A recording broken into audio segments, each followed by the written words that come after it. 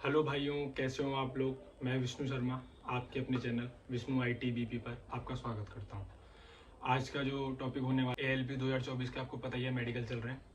तो आज मेडिकल के बारे में बात करेंगे कि कैसे कैसे मेरा मेडिकल हुआ, प्रयागराज वालों को कहाँ भेजा जा रहा है, वो सब भी टॉपिक है। और इससे पहले भाई आपको एक चीज़ और बता दूँ मैं कि DV की मैंने वीडियो पहले डाली हुई है। किसी भाई का जो जिनका भी अब DV वगैरह और मेडिकल आने वाला है वो उस वीडियो को भी देख लें, जिससे आपके DV के सारे डाउट क्लियर हो जाएंगे। और आज मैं आपके मेडिकल के सारे डाउट क्लियर कर दूंगा और जो बच जाएंगे वो कमेंट में बात कर लेंगे, ठीक है भाई। तो मैंने लिस्ट बना ली है जिससे कोई चीज़ छूट ना जाए, फिर मुझे कमेंट में ध्यान देना पड़ता है इसलिए। तो भाई सबसे पहली चीज़ है, मेडिकल की फुल डिटेल दूंगा मैं आपको, जो जो भी हुआ मेरे साथ, कैसे कैसे चेक किया, कितना टाइम लगा, जिसमें होने वाला है कहाँ पर आपका मेडिकल होगा, क्या क्या चेक होगा, कितना टाइम लग रहा है, और स्टाफ वहाँ का कैसा है, और आई टेस्ट कौन सा वाला वहाँ हो रहा है, ठीक है भाई। ये सब मेन टॉपिक्स आपको पता ही यही है, सब बच्चों को ज़्यादातर तो आई टेस्ट की टेंशन होती है, तो वो सब बात करते हैं। तो सबसे पहले हम बात करेंगे, और हाँ कितने बच्चे फेल हुए और कितने बच्चे पास हुए ये भी बताऊंगा मैं आपको। तो भाई सबसे पहले मेरा मेडिकल हुआ था कानपुर में। अब मैं आपको एक चीज़ क्लियर कर दूं कि मेडिकल में प्रयागराज जिस भी बच्चे का सेंटर पड़ रहा है उसको दो जगह भेजा जाएगा, या तो प्रयागराज या फिर कानपुर। और कौन कौन कैसे हो सकता है उसका भी मैं ये अनुमान लगा रहा हूँ अपने हिसाब से, क्योंकि मेरा ना सबसे पहला ही वो था। आपका जो DV होगा और जो आपका मेडिकल होगा वो सीरियल वाइज होगा, ठीक है भाई। जो पहले जो आपके वो जो आई हुई है हमारी PDF, उसमें जैसे जैसे दिया है वैसे ही चेक किया जाएगा। तो मेरा सबसे पहला ही नंबर था उसने, तो भाई सबसे पहले ही मेरा DV हुआ था, सबसे पहले ही मेरा मेडिकल हुआ। तो मुझे लगता है कि कानपुर जिनको भेजा जा रहा है, कानपुर वहाँ से शायद 3 या 2-3 घंटे का रास्ता है, तो इसलिए जिनका शुरू में DV है उनको मोस्टली चांसेस हैं कि आपको कानपुर भेजा जाएगा। क्यों? क्योंकि उनको भी ये लगता है कि जिसका लास्ट में चेक हुआ है शाम तक चेक हो रहा होगा उसका, तो उसको जाने में टाइम लगेगा, इसलिए जिनका जल्दी हो रहा है इसलिए उसको कानपुर भेज रहे हैं। तो शुरू में 1 से 10 तक भेजे गए थे, जिसमें से 2 बच्चे एबसेंट थे, तो उसमें से 8 जने थे हम जो वहाँ भेजे गए थे, ठीक है भाई। तो मेडिकल आपका प्रयागराज होगा या कानपुर, मैं आपको आज कानपुर की पूरी डिटेल दूंगा। देखना आपको इसलिए जरूरी है, मैं जरूर ये जो मैंने बताया जरूरी नहीं है कि ऐसे ही कानपुर भेजा जा रहा हो, क्या पता वो अपने हिसाब से कानपुर भेज रहे हो। तो इसलिए भाई आप देख लेना वीडियो। और ये कहूँगा अगर आपको कानपुर मिला है तो बहुत बेस्ट है, भगवान ने आपका पूरा साथ दिया है, आपके माता पिता की पूरी दुआएं आपके साथ अगर आपका कानपुर आ रहा है, ठीक है भाई। ठीक है, स्टार्ट होते हैं। वहाँ टाइमिंग जो मिलेगी आपको, एक वो मिलेगा DV वाले दिन मेडिकल का कागज, उस पर स्टैम्प वगैरह लगेगी, उस पर टाइम लिखा होगा। खाली पेट जाना है उस पर लिखा होगा, मैं आपको भी बता देता हूँ, खाली पेट ही जाइएगा। 9 बजे का टाइम होगा, लेकिन हमारा जो DV मेडिकल स्टार्ट हुआ था वो 10:30 से 11 के बजे हुआ था, क्योंकि जैसे जैसे लोग आएंगे स्टाफ आएगा उस हिसाब से चालू होता है। तो आप अगर लेट भी हो जाते हैं तो ज़्यादा पैनिक नहीं होना है, कोई दिक्कत वाली बात नहीं है, ठीक है भाई। उसमें से 8 लोग थे, हमने बताया। पास फेल मैं आपको लास्ट में बताऊंगा, और बहुत सरप्राइजिंग होगा जब मैं आपको रिजल्ट बताऊंगा कि कितने पास हुए कितने फेल हुए। उसके बाद बात करते हैं भाई, एक स्टाफ आएंगे वो व्हाइट शर्ट पैंट में, वो आपको लेके जाएंगे एक रूम में, ठीक है। कार्रवाई यहाँ से स्टार्ट हो रही है प्रोसेस मेडिकल की। वहाँ ले जाने के बाद एक रूम खोलेंगे, उसके अंदर वाला रूम है डार्क रूम, वो तुरंत ही दिखा देंगे आपको, ठीक है। आपको जाते ही बस आपके जो मन की वो होती है ना कि कैसा होगा, मेरे अंदर भी भाई बहुत थी, क्योंकि मैंने आज तक मेडिकल दिए हैं, मैंने 3 मेडिकल टोटल दिए इसको मिला के। पर जो दोनों मेडिकल दिए थे वो SSC के दिए थे, एक GD का एक CPO का, तो इसलिए मुझे भी नहीं पता था डार्क रूम सी कट वगैरह क्या होते हैं। तो जाते ही आपको सब दिख जाएगा। उसके बाद वो आपको फॉर्म लाएंगे भरने के लिए, टोटल 3 से 4 फॉर्म बनने, वो उनके ऊपर डिपेंड करता है, चारों एक साथ भरवाएंगे या एक एक करके भरवाएंगे वैसे, ठीक है। आपके शुरू में शायद 1 या 2 फॉर्म दिया जाएगा, वो फॉर्म आपको भरने। फॉर्म सावधानी से भरना, क्योंकि किसी किसी पे पहले से आपका नाम प्रिंट होकर आएगा, तो उसे निकालने में बहुत दिक्कत होगी और आपके लिए दिक्कत बनेगी, इसलिए सावधानी से भरना फॉर्म को। फिर टेस्टों की बात कर रहे हैं तो सबसे पहला टेस्ट होगा आपका ब्लड टेस्ट, ठीक है भाई। जहाँ से आपने एंट्री ली होगी कानपुर के अंदर, वहीं एक बाहरी पर राइट हैंड साइड पे पड़ता है, वहीं आपके यूरिन टेस्ट और ब्लड टेस्ट होते हैं, वहाँ आपको ले जाया जाएगा। आपका ब्लड टेस्ट होगा, उसके बाद ही यूरिन टेस्ट होगा। इसमें ध्यान रखने वाली बात भाई, कोई भी आपको मेडिसिन नहीं लेनी है, इस चीज़ का ध्यान। बुखार भी है तो बुखार झेलना, पर मेडिसिन मत लेना, हो सकता है कोई दिक्कत बन जाए। यूरिन के लिए पानी ज़्यादा से ज़्यादा पीना, निकालना पीना निकालना, ये करते रहना जब तक आप यूरिन टेस्ट ना हो जाए, जब तक आपका जो यूरिन है एकदम वाइट ना आने लगे, करते रहना, आपके लिए अच्छी होगी ये चीज़, ठीक है भाई। कोई दिक्कत नहीं आएगी इसमें, हम 8 बच्चों में से किसी को दिक्कत नहीं आई थी, ना ब्लड में ना यूरिन में, ठीक है। और नहीं आती है किसी को, मैंने जितने भी दिया आज तक किसी को नहीं आई। एक्सरे, और फिर होगा आपका एक्सरे और ECG, वो वहाँ से अंदर आके दोबारा हॉस्पिटल में ले आएंगे आपको। एक्सरे होगा, ECG होगा। एक्सरे आपको पता ही है, नॉर्मली आपके ऊपर के कपड़े उतार दिए जाएंगे और आपको उल्टा करके खड़ा कर दिया जाएगा, आपका एक्सरे हो जाएगा। ECG होगा फिर आपका, हो सकता है मैं नाम गलत, वैसे ECG कहते हैं, वो जो यहाँ कुछ लगाते हैं ECG कहते हैं उसे भाई। ECG होगा। इसमें ध्यान रखने वाली चीज़ क्या है, आपको घबराना नहीं है। क्यों?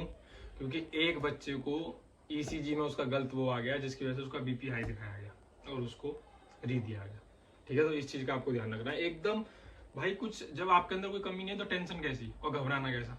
अब हो सकता है यही चीजें आपका आई से पहले हो रहा तो आप आई को लेकर घबरा रहे हो, उसके लिए भी नहीं घबराना। मैं आपको बताऊंगा सॉल्यूशन भी और आपको तरीका भी बताऊंगा। तो भाई ईसीजी को घबराना बिल्कुल एकदम बेड पे लेट जाना और कुछ भी अच्छी चीज सोचना, आपका ईसीजी अच्छा होगा, वरना आपको आगे दिक्कत होगी। अब आता है आपका आई टेस्ट। फिर दोबारा से आपको डार्क रूम में लिया जाएगा, वहाँ आपको बिठाया जाएगा, जिसका सीरियल नंबर 1 होगा वही सबसे पहले जाएगा। ठीक है, हो सकता है पहले फॉर्म फिल करवाएं आपको बिठा के, उसके बाद आई टेस्ट लें, या फिर फॉर्म एक साथ करवा देंगे। तो ये सब आप समझदारी हो, तो मैं सीधा आई टेस्ट पे आता हूँ। सबसे पहले आपको बुक पढ़ाई जाएगी, हिंदी वाली पढ़ाई जाएगी, तो शब्द में कुछ लिखा होगा, बहुत आसानी से पढ़ दोगे। अगर आपको नियर विजन जो होता है वो दिक्कत नहीं है तो कोई दिक्कत आनी नहीं है। उसके अलावा वो पढ़ाया जाएगा, वो जो ब्लाइंडलेस वाला पढ़ाया जाता है, जो नंबर लिखे रहते हैं अंदर 63 वगैरह वगैरह।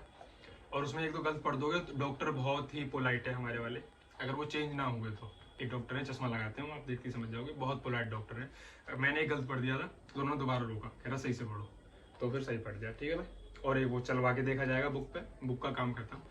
फिर आपको एक बेंच पे बिठाया जाएगा, कुर्सी पे, और सामने आपके वो लग रहा है सी कट वाला, वो उसमें लाइट जलेगी। सिर्फ 6x6 ही पढ़ाएंगे सबसे पहले, कोई ऊपर नीचे कुछ नहीं हो रहा। अब आपको बता दूं सबसे अच्छी चीज, वहाँ जो ऐसे करके एक आपके आंख पे वो रखा जाएगा और फिर दूसरी पे रखा जाएगा। तो वो जो रखने वाले हैं ना, अगर चेंज नहीं हुआ, भाई मैं अब भी कह रहा हूँ, अगर चेंज नहीं हुआ तो बहुत ही पोलाइट तरीके से हो रहा है।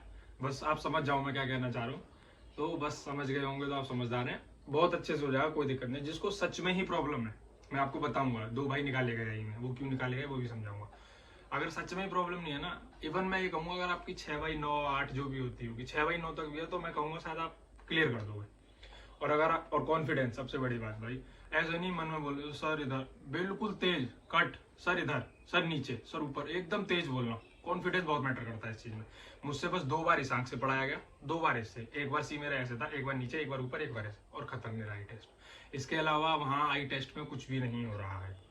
ठीक है भाई, मैं आपको अपडेट दे रहा हूँ 27 तारीख की। 27 को मेरा डीवी था, 28 तारीख को मेरा मेडिकल हुआ, 28 तारीख को सब बच्चों के साथ इतना ही हुआ। जिस बच्चे के साथ उन्हें डाउट लग रहा है उसको ही ज्यादा पढ़वा रहे हैं, 2 से 3 बार भी, वरना 2 बार में ही डॉक्टर साहब जो है एक खत्म कर दे रहे हैं। ठीक है भाई, आपका डाउट खत्म हो गया मुझे लगता है, तो कोई डरने वाली बात नहीं है। और कुछ दिन मोबाइल ना चलाएं अपनी आंखों को अच्छा करने के लिए। सुबह सुबह उठें, ओस पड़ने लगी है आपको पता ही है, उसमें नंगे पैर चलें सुबह सुबह। आई के लिए मैंने 2-3 एक्सरसाइजें की थी आई के लिए, मुझे नहीं पता उससे फर्क पड़ा नहीं, पर मैंने अपनी साइड से अपना 100 दिया। तो अगर आप भी बचना चाहते हैं चीज़ों से तो एक्सरसाइज कर लेना कुछ दिन और मोबाइल से दूर रहना। ठीक है भाई, आई टेस्ट हो गया, डार्क रूम। इसके बाद एक टेस्ट हो रह गया आई का, ड्रॉप डालने वाला। उससे बताते हैं बड़ी हो जाती है, और फिर एक मशीन से एक साहब है, बड़े साहब है, वहाँ ले जाया जाएगा आपको, उनसे वो आपकी आई चेक करेंगे। उसमें भी कोई बच्चा नहीं निकला, बहुत नॉर्मल था वो, कोई डरने वाली बात नहीं है, आपकी आई नहीं खत्म। पर ये जो ड्रॉप डलेगी इसके बाद आपको 2 से 3 घंटे दिखाई नहीं देगा। दिखाई देने का मतलब ये नहीं है कि बिल्कुल ही अंधे हो जाओगे। जो भी पास की चीज, जैसे कि इतनी पास की चीज है ना, आप नहीं पढ़ पाओगे इस चीज को, इतना ब्लर हो जाता है, ये कोई दिक्कत वाली बात नहीं है, सबका धीरे धीरे सही हो जाएगा। मेरा तो स्टेशन पे आके सही हुआ था, इतना दिल लगाया। ठीक है भाई, इसके बाद बात करेंगे, अब एक और टेस्ट रह गया, हाइड्रोसिल और पाइल्स। लास्ट टेस्ट है आपका, सब कुछ आपका अच्छा चल रहा है। और हाँ, एक आंखों में एक और चीज बताना चाह रहा था मैं, तुरंत की तुरंत लिख देंगे, वो जब आपका आई टेस्ट होगा उस पर एक कागज होगा, उस पर तुरंत लिख देंगे डीबी का मतलब डिस्टेंस विजन, उसके आगे लिख देंगे 6/6, और जो भी होगा एक, फिर उसके नीचे लिखा होगा नियर विजन, उसके आगे लिख देंगे क्लियर है क्या है जो भी है, तुरंत लिख जाएगा, आपको दिख जाएगा, पता लग जाएगा। हाइड्रोसिल और पाइल्स फौज के हिसाब से तो बहुत ही अच्छे तरीके से, मतलब बहुत ही ईजी तरीके से चेक कर रहे हैं। किसी किसी को तो बैंड करके खसवाया भी नहीं था, बस आगे से आपको सीधा एक एक करके चेक हो रहा है भाई। किसी किसी बच्चे को थोड़ा हेजिटेशन होती है ना सबके सामने, भाई हमारी तो हुआ था सीपीयू में, सबको एक साथ उतारने को गया था, 5 या 6 जने थे, सब एक साथ उतारो। इसमें एक एक करके उतारवा रहे, कमरे में बुला के आपको खसवाएंगे, दूर से वो टॉस चेक करेंगे आपके हाइड्रोसिल्स वगैरह को, बस इतना ही होगा। ठीक है, जो आपके टेस्टेस वगैरह वो, और पाइल्स होगा उसको अगर उनके ऊपर है, किसी को खसवाया था, मुझे तो खसवाया था, तो एक बार ऐसे करके खांसने को बोलेंगे, बस इतना ही चेक है, खत्म। तो भाई सबसे बड़ी बात यही है आपका बिल्कुल फाइनल। अब मैं बताता हूँ पास फेल वाली कहानी। पास फेल में भाई हम टोटल 8 लोग थे, जिसमें से 4 पास और 4 फेल थे, 50-50 का समझो।